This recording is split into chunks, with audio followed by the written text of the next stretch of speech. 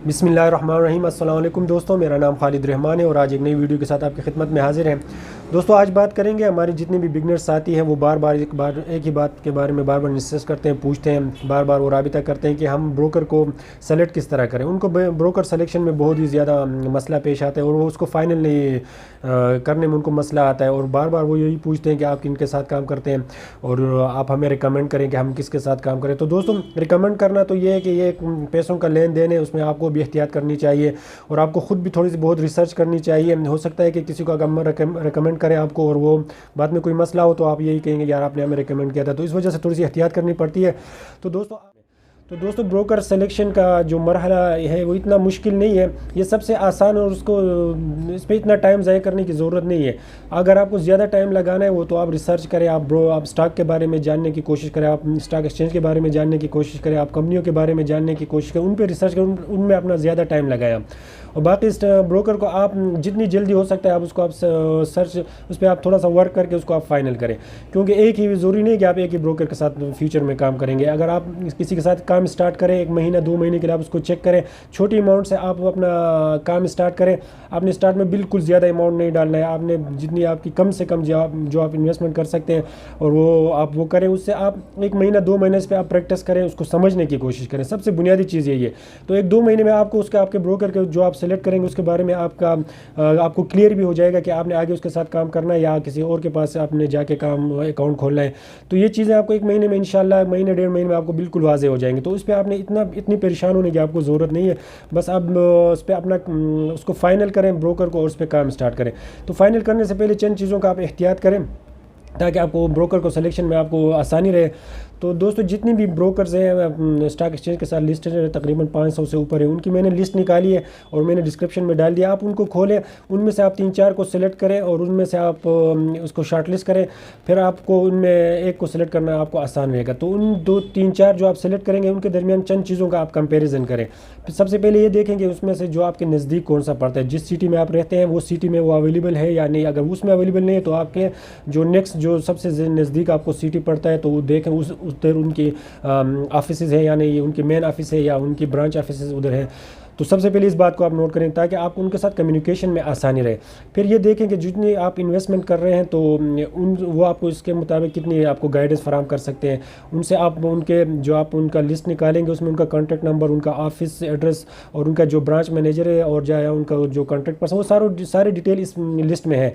तो उनको आप कॉल करें, उनसे राबिता करें, उनको ईमेल करें या कॉल करें, व्हाट्सएप पे आप उनसे राबिता करें। उनसे आप अपनी ये क्यूरीज पूछें कि भाई अब हम इन्वेस्टमेंट करना चाह रहे हैं, हम बिगनर्स हैं, हम इस चीज़ को समझना चाह रहे हैं, तो आप हमें क्या क्या गाइडेंस दे सकते हैं, हमें किस तरह आप सपोर्ट कर सकते हैं। तो वो आपको बता देंगे। जो बड़ी फर्म्स है वो तो स्टार्ट में ही आपको बता देंगे कि आपने खुद रिसर्च करना है, क्योंकि वो आपके इन्वेस्टमेंट के को देखेंगे कितने आप इन्वेस्टमेंट करते हैं, तो उसी के मुताबिक वो आपको बताएंगे। जो दरमियाना ब्रोकर्स है वो जो आपके साथ हेल्प करेंगे, आपको समझा देंगे कि किस तरह आपने बाई करना है, किस तरह आपने सेल करना है, वो इंशाल्लाह आपके साथ हेल्प करेंगे। तो सबसे पहले आपने ये देखना है कि वो कितने आपके नज़दीक पड़ता है और उनकी कम्युनिकेशन आपका कितने आसानी से होता है। उसके बाद आप उनकी टर्मिनल्स को देखें कि आपने ऑनलाइन वो क्या क्या फैसिलिटी आपको दे रहे हैं, मोबाइल पे आपको फैसिलिटी दे रहे हैं, डेस्कटॉप के ऊपर आपको दे रहे हैं और उसके अलावा व्हाट्सअप के ऊपर वो आपके ग्रुप में उनके होता है सपोर्ट होता है, वो भी देते हैं।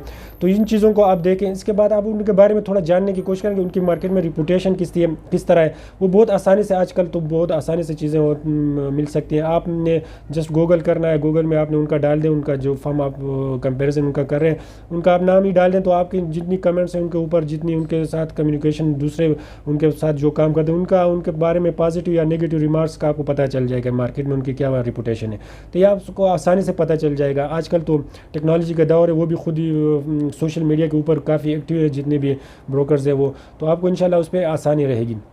उसके बाद आपने जाकर उनका एक देखना है कि उनकी रिसर्च टीम कैसी है और रिसर्च देते हैं नहीं देते। वो भी आपको सोशल मीडिया के ऊपर, उनके पेजेस के ऊपर, फेसबुक के ऊपर सब अवेलेबल होंगे। उनके वेबसाइट पे जाके आप चेक करें, उस पर भी वो अवेलेबल होंगे, तो आप चेक कर सकते हैं कि वो रिसर्च किस तरह देते हैं, उनकी रिसर्च टीम अच्छी है, वो रिसर्च प्रोवाइड करते हैं या नहीं करते हैं। ये भी आप उसको भी एक उनकी कंपेरिजन करें।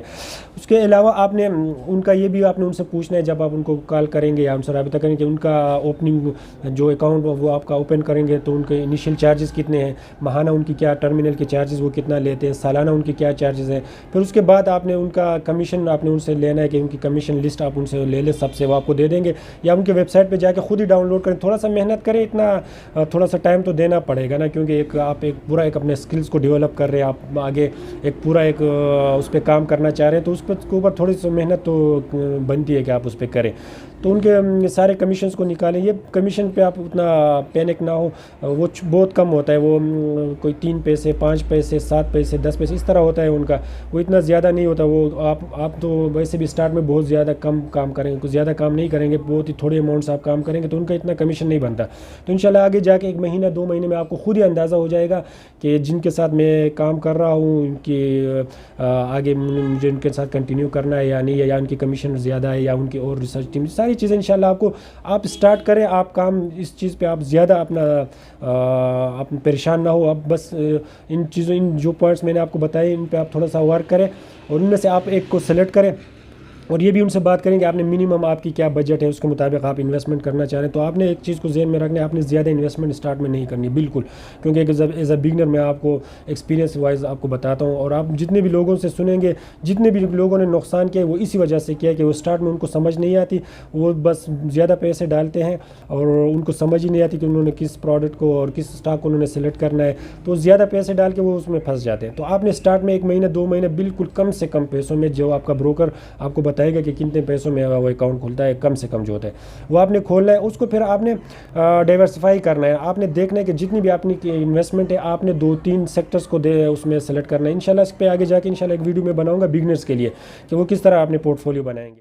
कम से कम दो कंपनियों को आप एक सेक्टर में सेलेक्ट करें और उसमें से आपने 10% से ज़्यादा किसी भी सेक्टर में आपने नहीं इन्वेस्ट करना है। मसलन आपने 5 सेक्टर्स को सिलेक्ट करने, आपने एक या दो आपने उसमें कंपनियां सेलेक्ट की, उसमें आपने 10-10%, तो आपका 40-50% मैक्सिमम 60-70% तक इसमें आप इन्वेस्ट करें। बाकी 20% से 30% तक आपने कैश ही रखना है अपने अकाउंट में, ताकि आगे जाके आपको समझ आएगी कि कोई किसी शेयर्स की वैल्यू गिरता है, आपको चांस मिलता है, तो आप उसमें थोड़ा सा बाई करके आप उसको एक्सपीरियंस कर सकें।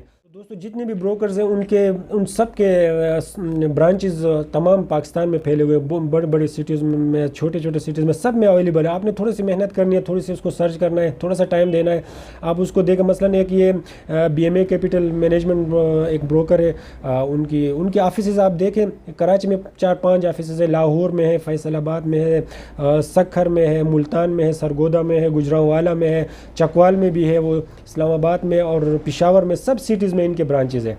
तो इस तरह बहुत से ब्रोकर्स हैं जिनके तकरीबन बहुत से सिटीज़ में उनके ब्रांचेज़ हैं। तो आपने थोड़ी सी मेहनत करनी है, आपने गूगल करना, या इसी लिस्ट को मैंने जो डिस्क्रिप्शन में डाली इसको खोले, इसमें सारे ब्रांचेज़ का भी मैंने ये लिंक डाल दिए जितनी भी ब्रांचेज़ हैं उनके। तो आपने थोड़ी सी मेहनत करके उनको देखें, उनमें से सेलेक्ट करें, उनमें अपना शॉर्ट लिस्ट करें, थोड़ी सी ये चीज़ें जो मैंने पहले बताई उनको आप देखें। ये चंद चीज़ें हैं, उनको आप अगर आप उनका एहतियात करेंगे तो इंशाल्लाह आपको कोई मसला नहीं होगा।